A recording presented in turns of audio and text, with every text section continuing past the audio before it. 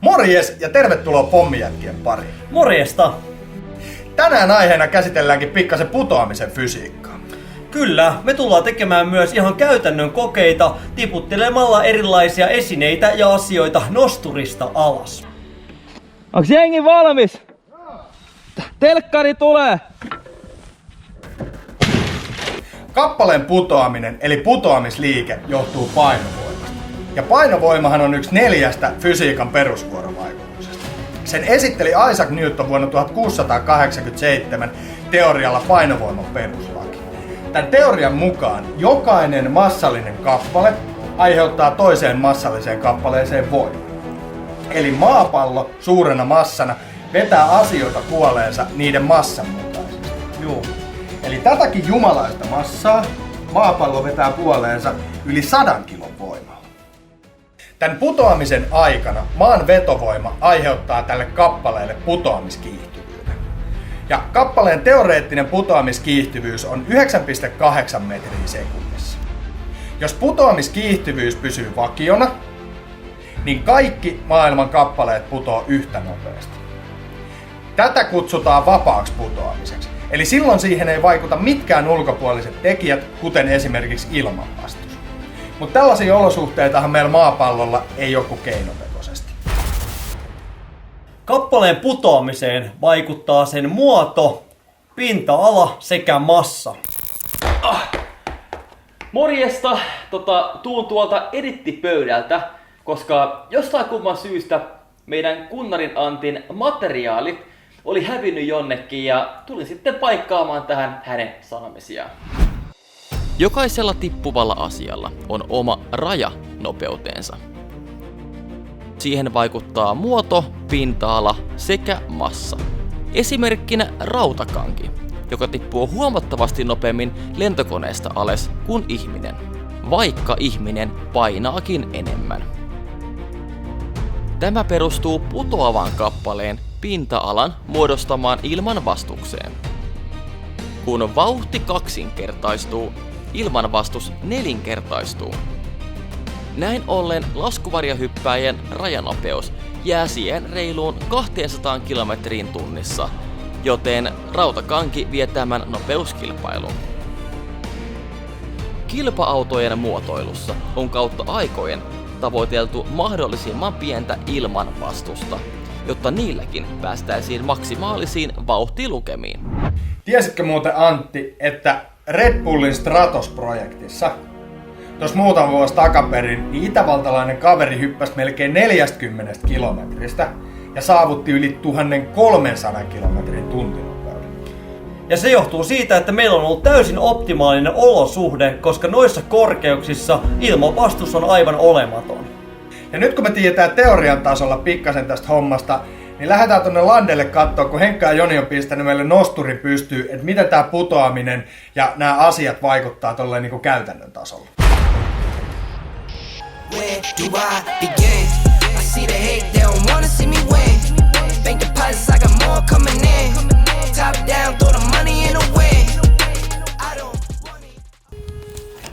Paljon siinä on? 11,5! Et oo tosis. Anna Joni mennä! Ei helvetti, ihan oikeesti jättä. Ei ole kuin 3,5 metriä.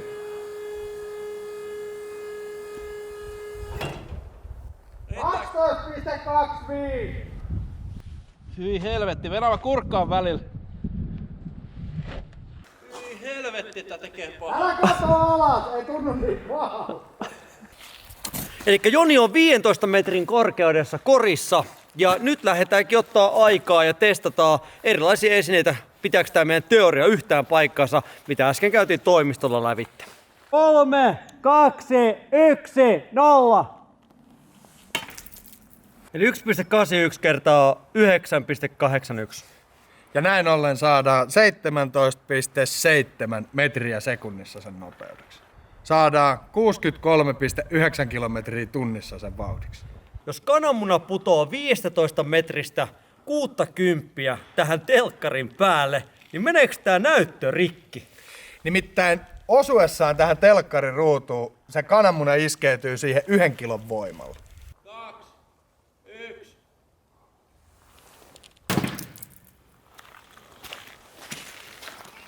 Sika hyvä! Pyyhkästäis vähän ja katsotaan, että... Kattokaa ihan. On siinä säröjä. Nyt todistetaan muitakin fysiikan lakeja, koska se energia tuossa kananmunassa niin jatkaa matkaansa sen kananmunan hajoamisella. Eli me ei saada sitä koko energiaa, mikä siinä kananmunassa on. Eli sen koko liikeenergia ei kohdistu tohon, vaan se liikeenergia jakautuu siihen massaan, kun se leviää.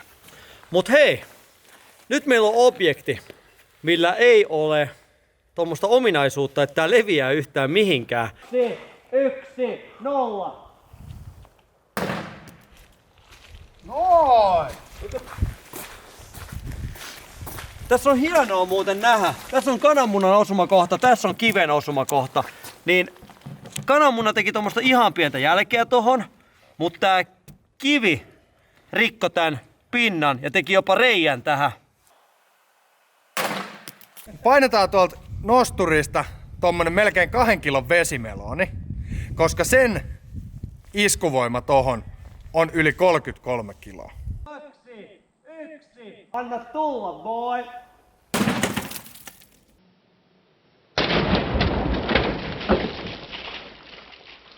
Mitä luulet, että tarviiko koittaa kivellä?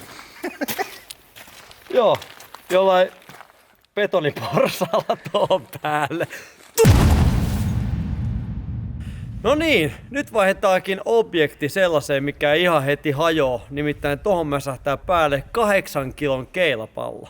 3, 2, 1, 0.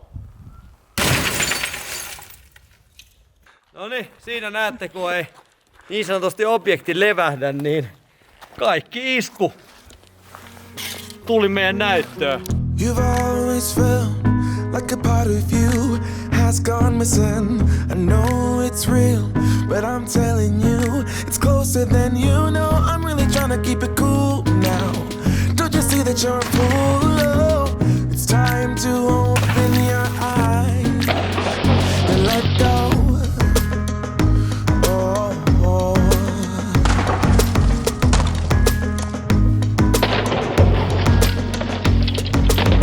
You got a lot of exes, but none of them know you better. The stories you've heard could be you and I. Hey, let me explain, get to the reason why it's not us. You know there's no one else than me you trust. You know it's truth deep inside. Ai! Loistava osuma! Hop, ai!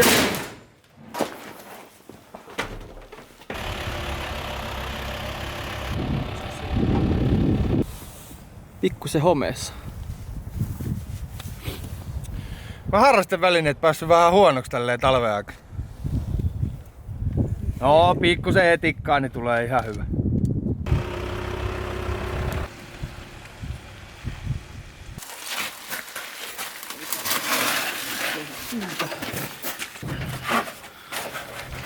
Onko painavia mökkyä noin vanhat Delta? Jos meidän telkkari painaa 30 kiloa ja se kerrotaan sillä meidän loppunopeudella, me saadaan yli 500 kilon isku tuohon meidän auton päälle.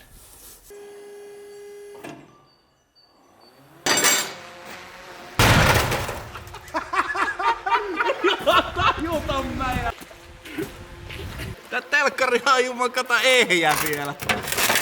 No ei se... Melkein jo. Ei mennyt rikki. Hetkinen.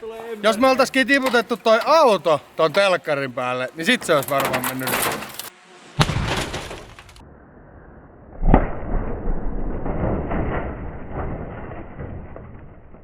Ajattelepa Henkka, kun oot tuossa Radisonin eessä liikennevaloissa ja joku heittää 3. kerroksesta telkkarin.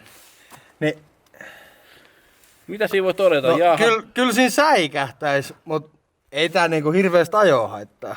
No niin, eiköhän siinä ollut fysiikkaa painovoiman osalta kerrakseen. Mut fysiikkahan esiintyy monella tavalla. Kyllä, jos haluat nähdä jotain muuta fysiikkaan liittyvää tai jotain muuta hauskaa, niin laita kommenttikenttään, mitä sä haluat nähdä. Ja jos tykkäsit tästä jaksosta, niin laitahan se peukku ylös. Ja muista tietenkin tilata kanava. Ja ei sitten muuta kuin ensi kertaa. Morjesta! You're pushing me away.